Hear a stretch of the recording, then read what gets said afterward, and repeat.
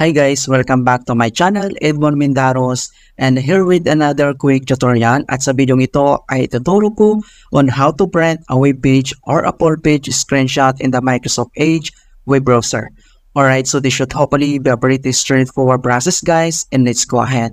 Ang next step ay open lang natin ang ating Microsoft Edge web browser, so open lang natin yan. And then dito lang sa upper right side ay makikita mo dito yung tatlong dots, so i-click mo lang yan. And then ang next ay kailangan mo lang i-select to web capture. So pwede mong gamitin dito yung keyboard shortcut na Control plus Shift plus S. And pwede naman na itong i-select lang. Okay, so click mo lang ito. And then pop up tong dalawang options na capture area and then capture for page.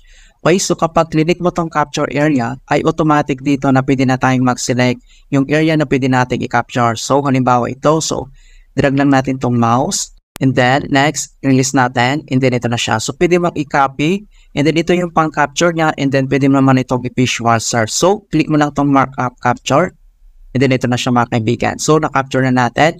Pwede mo itong i-edit na dito lang sa taas yung options. So, click mo lang yan, and then pwede kang mag-select dito na any colors, and then yung techniques niya, pwede naman.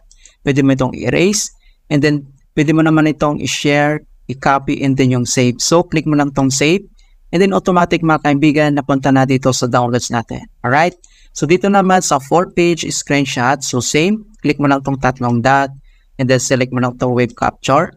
And then dito lang sa taas ay makita mo dito yung capture 4-page. So pag click mo yan, ay automatic mga kaibigan na na-capture na yung 4-page.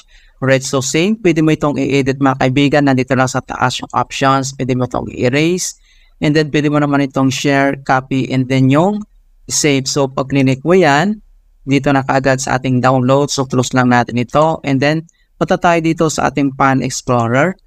And then punta tayo dito sa downloads. And then nandito na siya mga kaibigan. So open lang natin yan. And then ito na siya. Ayan, ito siya. Ito naman yung 4-page. Right, so ganoon na po kasimple kung paano natin gamitin ang selected 4-page screenshot sa Microsoft Edge web browser. Right, so please don't forget to like this video, subscribe to my channel for more helpful tutorials and tips. And if you have any questions or suggestions, please leave them in the comment below. Thank you guys and see you in my next tutorial.